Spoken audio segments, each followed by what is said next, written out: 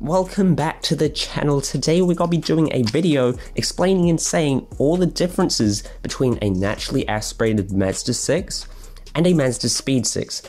At the end I'll say what I think of the NA Mazdas, and this was a subscriber requested video. Thank you so much. Let's go.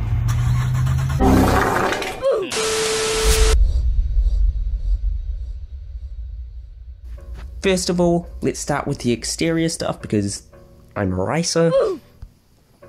This first one, honestly, not many people know about. It's got wider front fenders. Obviously, you know, they're not that much wider, but it's a difference.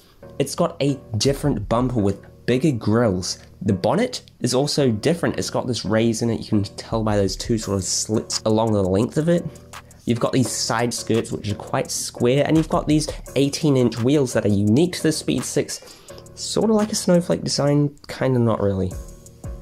We've got this little lip spoiler. We've got a rear bumper with these two like black valance things in it, you know? But it's got twin exhausts, as well as darker taillight housing, which just looks cool. But let's stop being a racer for a minute and talk about the main differences. It's under the hood. So it's the engine, obviously. Now, if we look at the blocks compared to a normal 2.3 litre naturally aspirated Mazda 6, the MazdaSPEED block is very similar. In fact, it might even be the exact same, but it doesn't matter. We've got an entirely different head on the Speed 6. This thing is direct injected, not port injected, which is worse. But we have got, of course, the turbocharger on the MazdaSPEED 6, which gives it all the extra performance and speed. In terms of drivetrain, we've got an LSD. The transmission is very different. It's stronger and it allows for that all-wheel drive system. And with that, it adds your transfer case, your drive shaft, your rear diff, and your rear axles. Then still on in terms of driving, the Speeds have got larger brakes with bigger calipers, front and rear. You could fit that to a normal Mazda 6 as an easy brake upgrade. There are stiffer struts and springs. That's got to reduce your body roll. It's got to make it handle a little bit sharper, increase the body control. Very nice. And of course for handling, like I said before, it's got an LSD. It's got wider tires.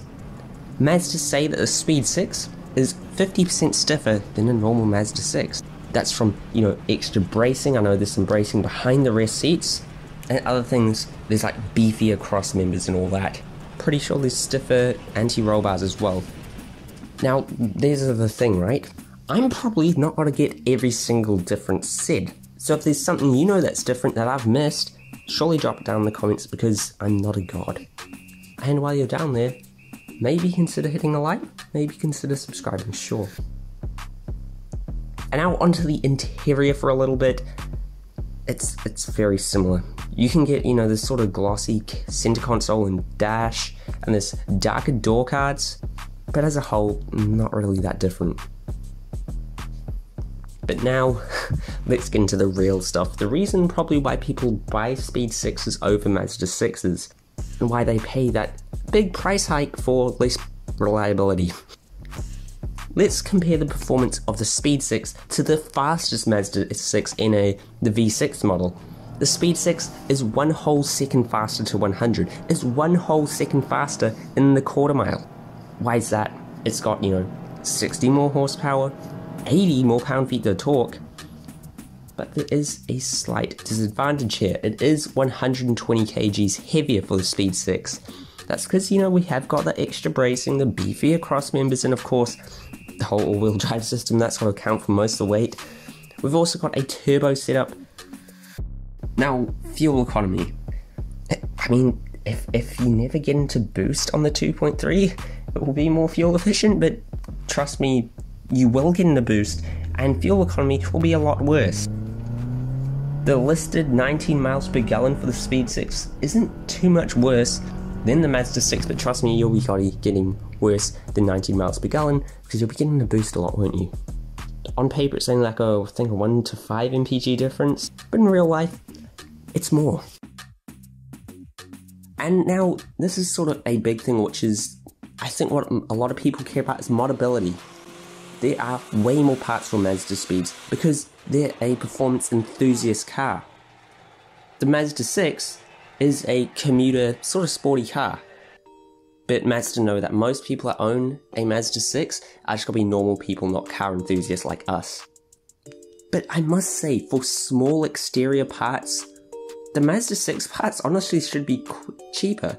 Because, you know, you're not riding, oh, MazdaSPEED splitter, you're riding a Mazda 6 splitter, so it's cheaper. It's kind of like a MazdaSPEED tax, like how there's the BMW M tax and all that. And also realize for the naturally aspirated 6s, you can fit a lot of the MazdaSPEED parts. Brakes, shocks, you know, the whole front clip.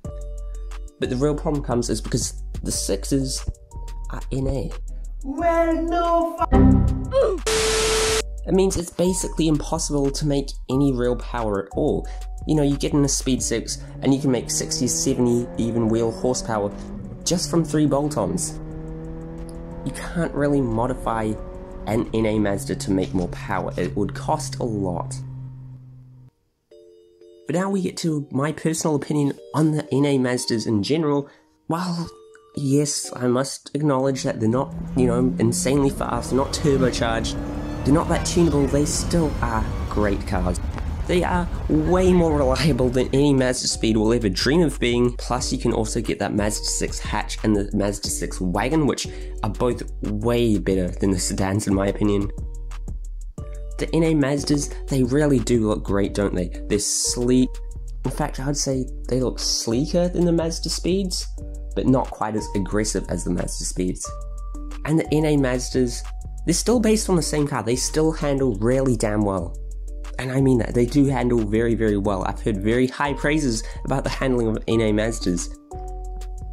And then, with any Mazda, you've got great steering, the good body control, the dynamics and the handling are great. And now this is the thing, right? There's sort of the saying is that you can only have 2 out of 3 aspects. These 3 aspects are fast, reliable, and cheap. If you have a car that's fast and cheap, it's probably not going to be reliable. If you have a car that's fast and reliable, it's probably not going to be cheap. So while the NA Mazdas technically are on the reliable and cheap side, they are 100% the best choice if you're an enthusiast, because they still are incredibly fun to drive. Look, if you're an enthusiast, you think you can't have fun in your car but just because it's an NA Mazda, you're wrong. These cars handle really well, they look really great. They are actually really good.